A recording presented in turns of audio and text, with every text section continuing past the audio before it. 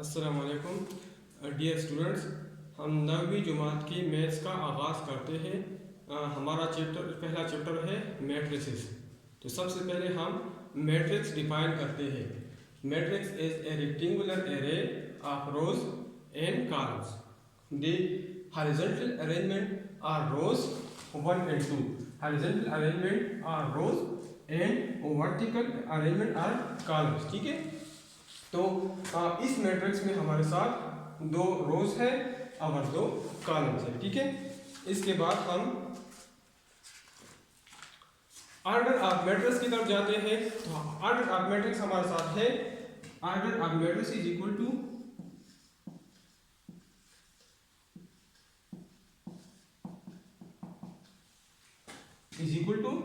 m cross n, where n is equal to number of rows and n is equal to number of columns। m हमारे साथ है number of रोज और n हमारे साथ है number of columns. तो सामने जो मैट्रिक्स आपके सामने, ठीक है, तो इसका ऑर्डर हमारे साथ 2 क्रॉस 2 है। 2 क्रॉस 2, नंबर ऑफ रोज हमारे साथ 2 है, 1 2, और नंबर ऑफ कॉलम्स भी हमारे साथ 2 है। ठीक है, तो इस मैट्रिक्स में हमारे साथ 2 रोज है और 2 कॉलम्स है, इसलिए इसका ऑर्डर है 2 क्रॉस 2। ठीक है, अब हम जाते हैं equality of 2 matrices.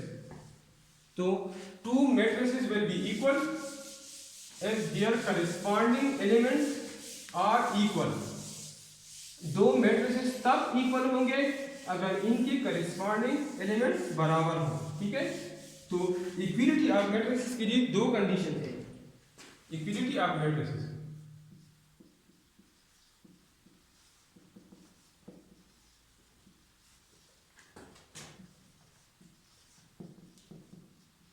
Number first condition, 2 rows 2 column 2 matrices will be equal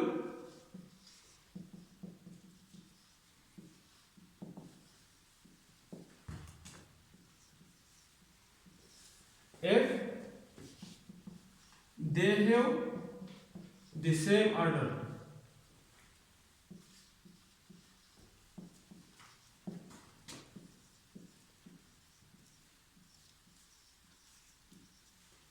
number 2, their corresponding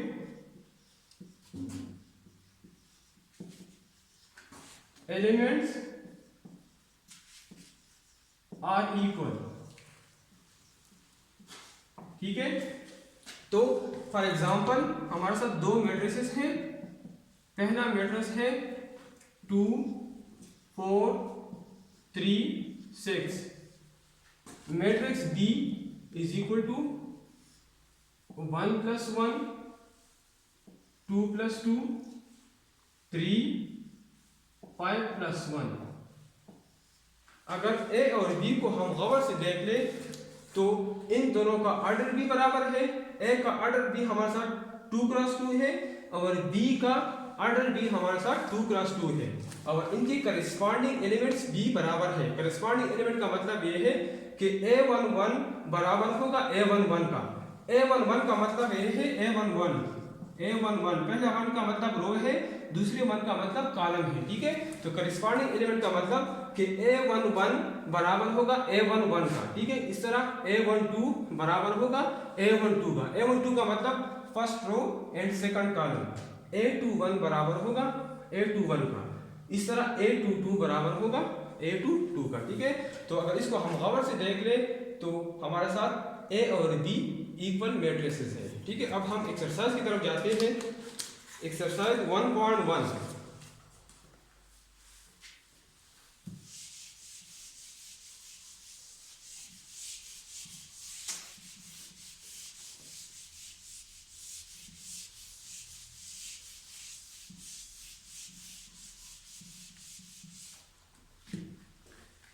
exercise 1.1 का पहला क्वेश्चन है, which of the following are square and which are rectangular matrices. Exercise 1.1 पहला क्वेश्चन है कि नीचे दी गई मैट्रिसेस में कौन से स्क्वायर मैट्रिसेस हैं और कौन से रेक्टेंगुलर मैट्रिसेस है। तो सबसे पहले आप लोगों ने समझना है कि स्क्वायर मैट्रिक्स कौन सा होता है और रेक्टेंगुलर मैट्रिक्स कौन सा होता है। अगर एक मैट्रिक्स में नंबर ऑफ रोज और नंबर ऑफ कॉलम्स बराबर हो तो इसको हम स्क्वायर मैट्रिक्स कहते हैं। अगर एक मैट्रिक्स में नंबर ऑफ रोज और नंबर ऑफ कॉलम बराबर ना हो तो इसको हम रेक्टेंगुलर मैट्रिक्स कहते हैं। तो पहला क्वेश्चन नंबर 1 में पहला part A is equal to 2 3 0 5 2 3 0 5। तो अगर इस मैट्रिक्स को हम देख लें तो इस मैट्रिक्स में number of rows is equal to 2, number of column is equal to 2। चूंकि नंबर ऑफ रोज और नंबर ऑफ कॉलम बराबर है, एज नंबर ऑफ रोज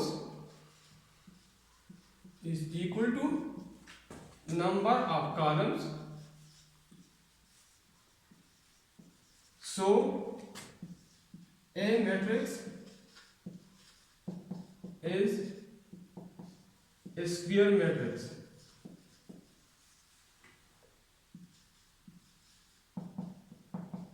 तो पहला मैट्रिक्स ए हमारे साथ एक स्क्वायर मैट्रिक्स है। अब हम दूसरी मैट्रिक्स तरफ जाते हैं, क्वेश्चन नंबर 2 की तरफ।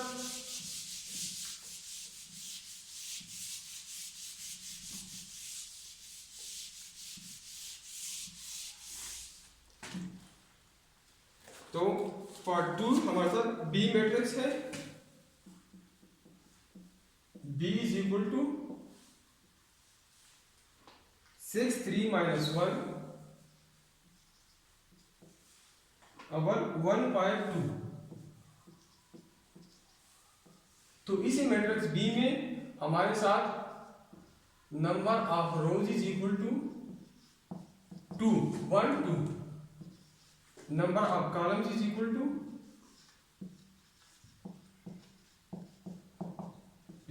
3, as number of rows not is equal to number of columns, so matrix B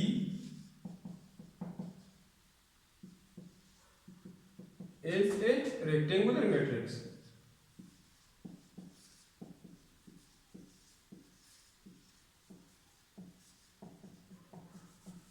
अब आप लोगों को क्लियर हो गया, अगर एक मैट्रिक्स में नंबर ऑफ रोज और नंबर ऑफ कॉलम्स बराबर हो तो वो स्क्वायर मैट्रिक्स होगा। अगर एक मैट्रिक्स में नंबर ऑफ रोज और नंबर ऑफ कॉलम बराबर न हो तो हमारे साथ रेक्टेंगुलर मैट्रिक्स होगा। इसी तरह पार्ट 3 में हमारे साथ मैट्रिक्स सी है। ठीक है, मैट्रिक्स सी में आपके सामने लिखता हूँ, लेकिन सॉल्व नहीं करता, आपको बताता हूँ कि किस तरह ये स्क्वायर मैट्रिक्स है। तो पार्ट 3 अगर मैं आपके सामने लिख लो, पार्ट 3 हमारे साथ मैट्रिक्स सी है। 2c हमारे साथ बराबर है 1 0 0 0 2 0 0 0 1। तो पार्ट 3 में हमारे साथ 3 रोज है और 3 कॉलम्स है। क्योंकि नंबर ऑफ रोज और नंबर ऑफ कॉलम बराबर है, इसलिए हमारे साथ ये एक स्क्वायर मैट्रिक्स है। Part 4 b is equal to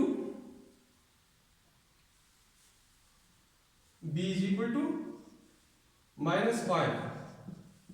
इस मैट्रिक्स में हमारे साथ 1 रो है और 1 कॉलम है, इसलिए हमारे साथ चूंकि नंबर ऑफ रोज और नंबर ऑफ कॉलम्स बराबर है, इसलिए ये एक स्क्वायर मैट्रिक्स है।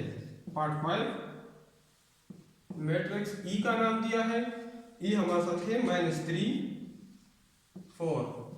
ठीक है, इस मैट्रिक्स को अगर आप लोग देख ले तो नंबर ऑफ रोज 1 है और नंबर ऑफ कॉलम 2 है। क्योंकि नंबर ऑफ रोज और नंबर ऑफ कॉलम्स बराबर नहीं है, इसलिए रेक्टेंगुलर मैट्रिक्स है। और आखिरी part F is equal to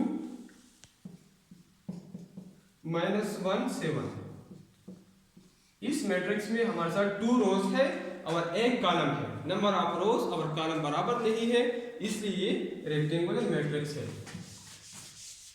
तो क्वेश्चन 1 आप लोगों को क्लियर हो गया। नंबर ऑफ रोज और कॉलम अगर बराबर हो तो स्क्वायर मैट्रिक्स होगा, अगर नंबर ऑफ रोज और कॉलम बराबर नहीं हो तो वो रेक्टेंगुलर मैट्रिक्स होगा। हम अब जाते हैं क्वेश्चन नंबर 2 की तरफ।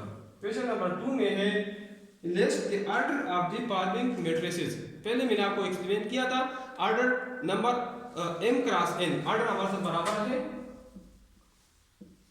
m क्रॉस n का, where n is equal to number of rows और n is equal to number of columns। ठीक है, तो पार्ट 1 में जो मैट्रिक्स गिवन है A is equal to 1 2 1 1 और 3 4 2, तो इसमें 2 रोज है और 2 रोज है और 3 कॉलम है, तो इसका ऑर्डर हमारे साथ बराबर है 2 क्रॉस 3, 2 रोज है और 3 कॉलम है। B हमारे साथ बराबर है -4, तो इसमें एक रो है और एक कॉलम है, तो इसका ऑर्डर हमारे साथ बराबर है 1 क्रॉस 1 का। इसी तरह C हमारे साथ है 2 3 -1 1 2 -5 1 2 5, इसमें 2 रोज है और 3 कॉलम है, तो इसका ऑर्डर बराबर है 2 क्रॉस 3। ठीक है, सर हम नेक्स्ट पार्ट की तरफ जाते हैं।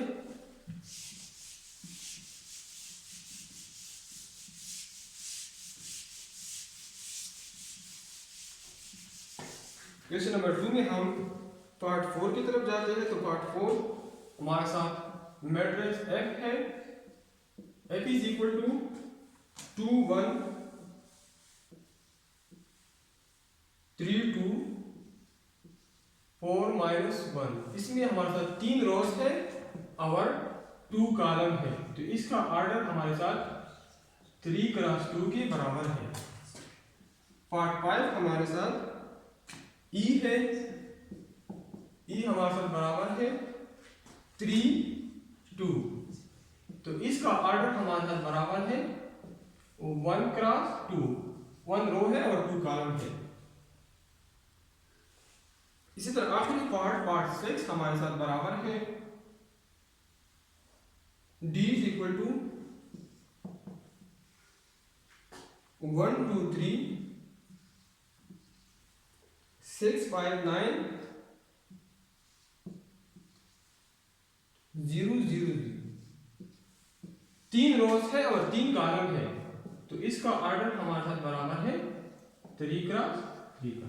ठीक है, तो ये भी आपको क्लियर हो गया। अब हम क्वेश्चन नंबर 3 की तरफ जाते हैं।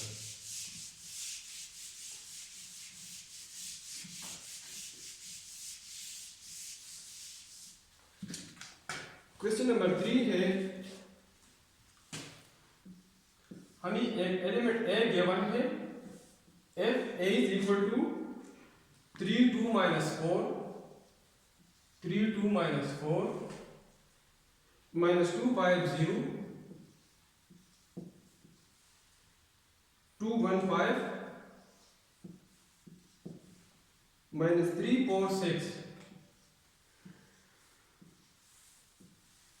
रिक्वायर्ड ये है कि आप इसमें A12 मुख्तलिफ एलिमेंट्स आप इसमें बताएं, A12 कौन सा एलिमेंट है। तो अगर आप मैट्रिक्स को देख लो, A12 का मतलब फर्स्ट रो और सेकंड कॉलम, तो आप फर्स्ट रो में सेकंड की कॉलम की तरफ जाए तो A12 हमारे साथ 2 के बराबर है। दूसरी नंबर पर A23 बताएं, A23 का मतलब सेकंड रो में आप थर्ड कॉलम की तरफ जाए, सेकंड रो और थर्ड कॉलम, तो सेकंड रो और थर्ड कॉलम में हमारे साथ 0 है। ठीक है, तो A23 बराबर है 0 का। तीसरी नंबर पर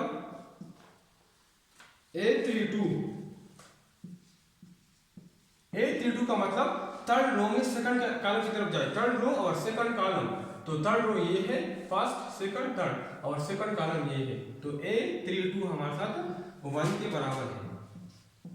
चौथे नंबर पर a 4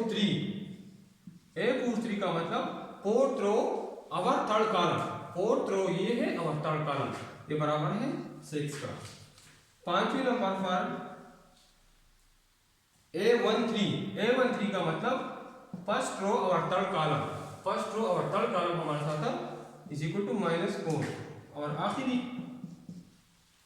A33 का मतलब थर्ड रो और थर्ड कॉलम, तो ये थर्ड रो है और ये थर्ड कॉलम, तो हमारे साथ 5 के बराबर है। ठीक है, तो ये भी आपको क्लियर हो गया। अब हम क्वेश्चन नंबर 4 की तरफ जाते हैं।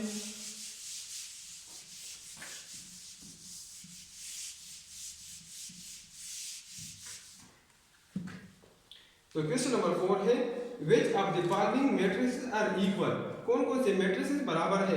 तो मैंने आपको बताया था कि दो मैट्रिसेस तब इक्वल होंगे, उनमें दो कंडीशन है, अगर दोनों का ऑर्डर सेम हो और दोनों की करेस्पॉन्डिंग एलिमेंट्स बराबर हो।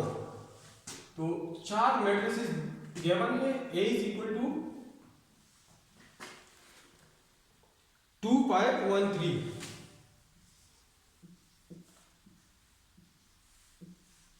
B is equal to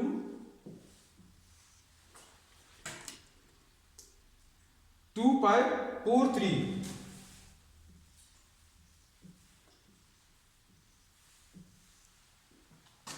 C is equal to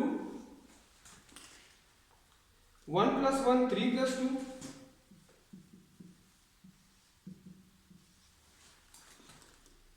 or 2 plus 1,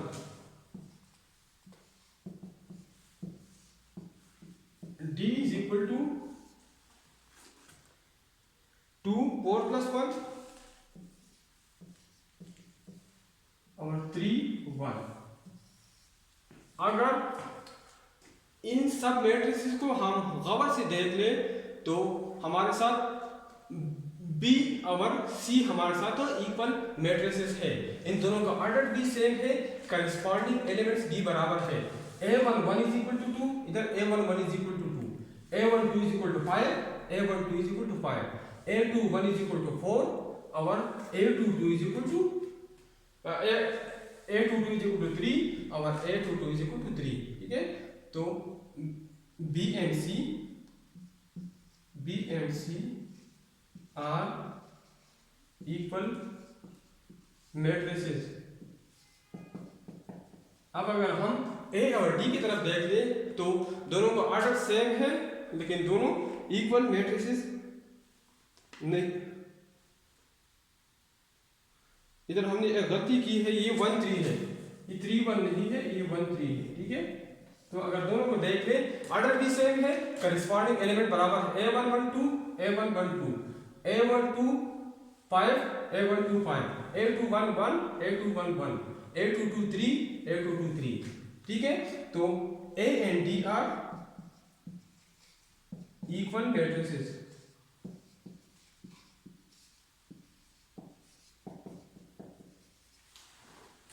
अब हम क्वेश्चन नंबर 5 की तरफ जाते हैं।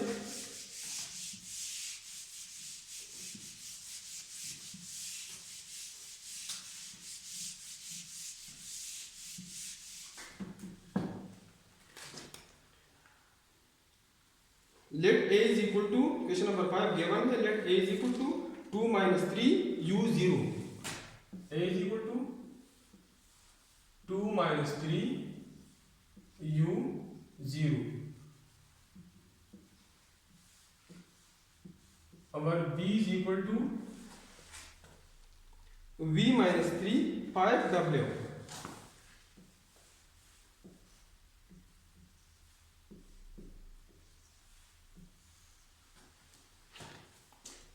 Forward value of U, V and W are A and B equal, मतलब U, V और W की वैल्यूज क्या होंगे अगर दोनों मैट्रिसेस बराबर हो।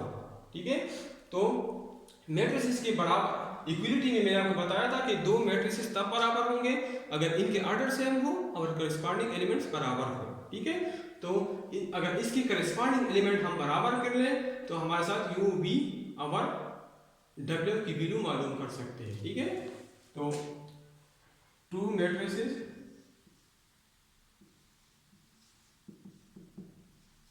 will be equal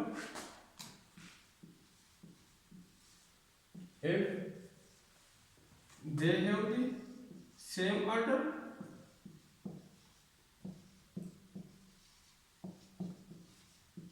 and their corresponding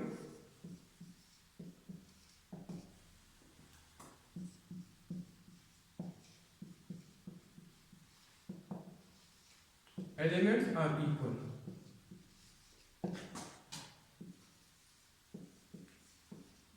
So v is equal to 2, v की वैल्यू हमारे साथ 2 आती है, u is equal to 5, w is equal to 0। तो हमारे साथ u v और w की वैल्यूज मालूम हो गए।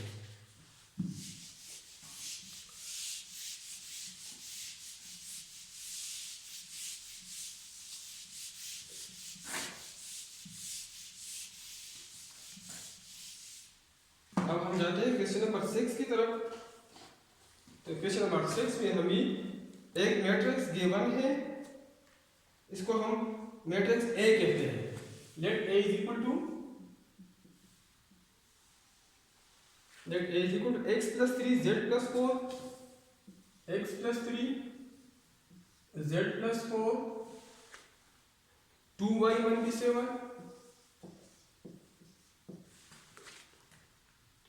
-6 a -1 0, a -1 0, b -3 -21 0 is equal to 0 6 3y -2,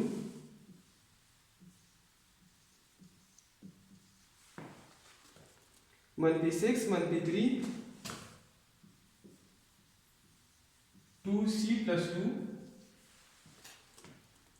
2b plus 4,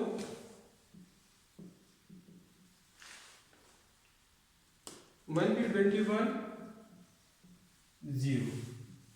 अगर ये दोनों मैट्रिक्स बराबर हो तो A B C X Y and Z मालूम करना। रिक्वायर्ड क्या है, ए मालूम करें, बी मालूम करें, सी मालूम करें, एक्स वाई एंड जेड। तो पहले मैंने आपको बता दिया कि दो मैट्रिक्स बराबर हो तो इनकी करस्पॉन्डिंग एलिमेंट बराबर होना चाहिए। ठीक है, तो a11 is equal to a11 मतलब x plus 3 is equal to 0। तो इससे हमारे साथ x की वैल्यू -3 आई। ठीक है, इसी तरह z plus 4 is equal to 6, a12 is equal to a12। ठीक है, तो यहां से हम z मालूम कर सकते हैं, z is equal to 6 minus 4, so this implies that z is equal to 2।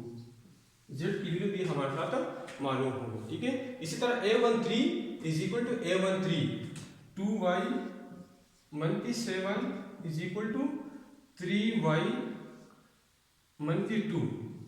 अगर इस इक्वेशन को हम रीअरेंज कर लें, ठीक है, वेरिएबल को एक साइड पे कर ले और कांस्टेंट को दूसरी साइड पे कर ले, तो हमारे साथ 3y -2y is equal to 3y -2y is equal to 17 plus 2। तो इससे हमारे साथ y की वैल्यू आ जाएगी -5। ठीक है, इसी तरह अगर हम a32 is equal to a32 के बराबर ले लें तो 2c plus 2 is equal to 0। So this implies that 2c is equal to -2। Both side अगर हम 2 से डिवाइड कर लें तो 2 खत्म हो जाएगा, तो c की वैल्यू हमारे साथ आ जाएगी -1।